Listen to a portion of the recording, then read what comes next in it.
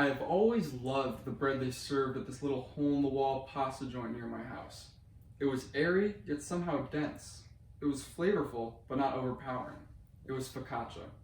What is focaccia bread? Merriam-Webster Dictionary defines it as a flat Italian bread typically seasoned with herbs and olive oil.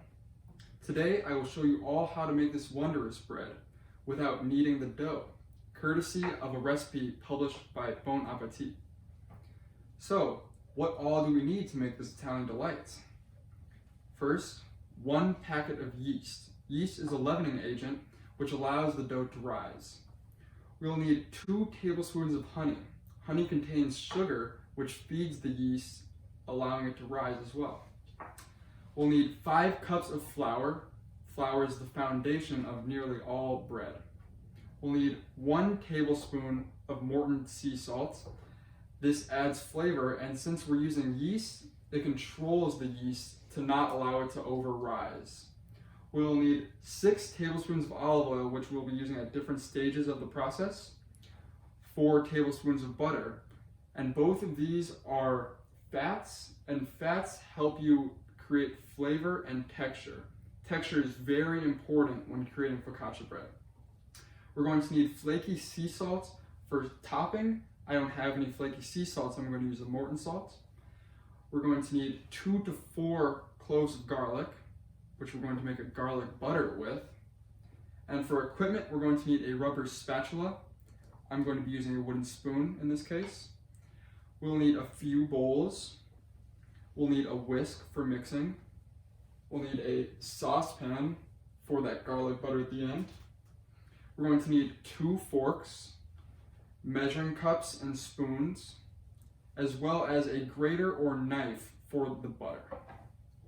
So, now that we have all our ingredients identified and gathered, we can get started. First, we're going to mix the yeast and the honey,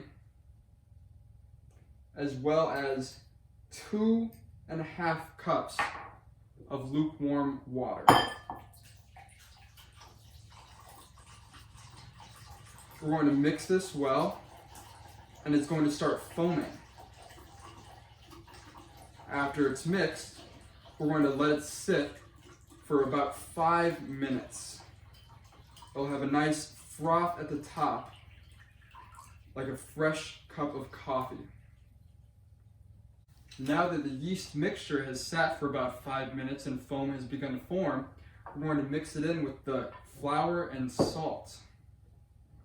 So, when doing this, it's important that there is no dry streak in this mixture. If there are, it will cause problems for consistency in both the final product and the rising process.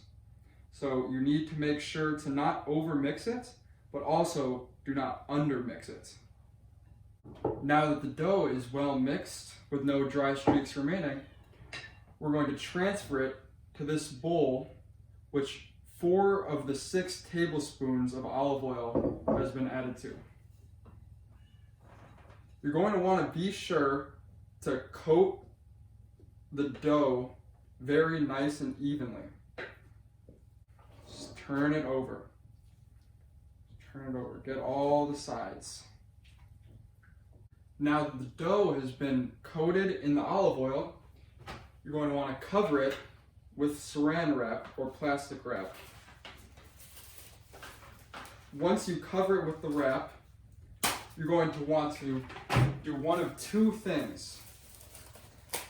Those things are either place the bowl in the refrigerator overnight from anywhere between 8 and 24 hours, allowing it to prove over that amount of time.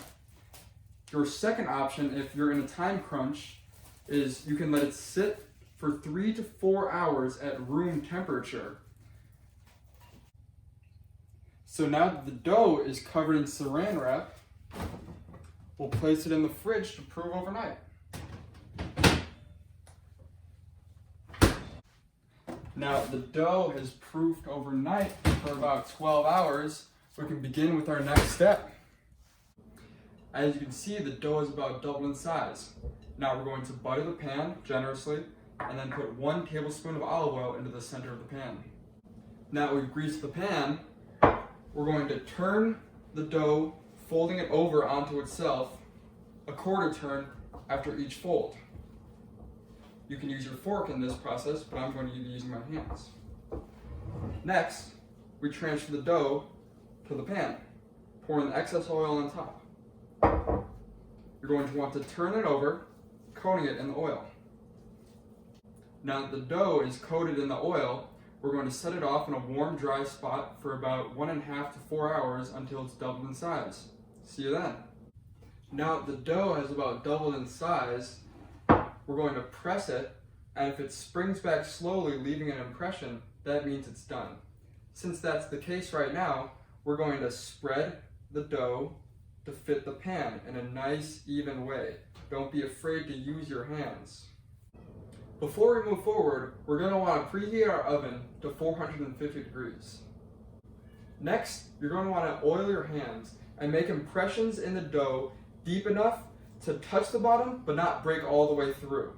You're going to want to do this about 4 or 5 times and make sure they're evenly spaced. We're almost ready to begin baking now, so we just have to drizzle on the olive oil and get some salt on there. Now we're ready to get this baby in the oven. That'll be about 20 to 30 minutes in there until it's golden brown. You want to make sure that rack is in the center. Now, for the moment you've all been waiting for, the garlic butter.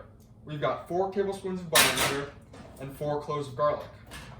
We're going to want to melt this butter on medium heat, and once that's done, we're going to get to grating the garlic, or you can chop it, dice it, slice it, whatever you prefer to do. The butter is now melted, so we're going to grate the garlic right into the pot. After all the butter is grated in here, you want to cook it for 30 to 45 seconds. No longer, no less. It's been about 20 minutes. The buzzer has sounded. It's time to check out this focaccia. Ooh, wow. Perfect golden brown. Exactly what we're looking for. Wow. That is just a perfect bread. Just look at that. Still sizzling. Nice and golden brown. Get this oven closed up. Let's get this butter poured on. Ooh, wow, yeah. Got some chunks in there. You know we love the garlic. It's time to cut this bad boy. It's crispy on the top, fluffy on the inside, almost creamy. This is something everyone should try at least once.